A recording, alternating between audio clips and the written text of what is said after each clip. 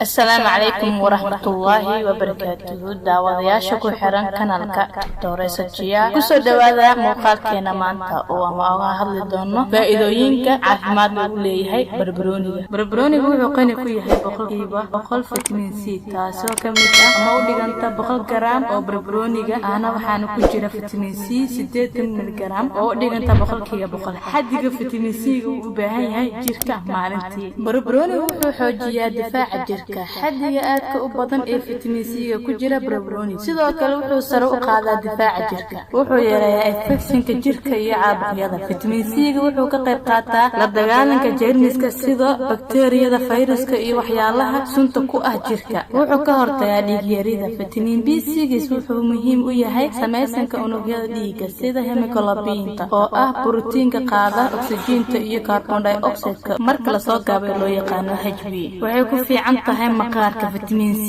wuxuu caawiyaa samaysanka collagen oo qayb weyn ka qaata samaynta iyo bedelada maqaarka. Wuxuu horumariyaa caafimaadka maskaxda iyo shaqada neerfayaasha. Waxaa ku jira fitamiin B6 oo ka qayb qaata samaynta fariimasidayaasha neerfaha sida serotonin iyo gamma aminobutyric acid. Sidoo kale barbarooni wuxuu qayb weyn ka qaataa bogsashada dhaawacyada sida dadka leh cirid dhiigga iyo dhaawacyada aan bogsoon.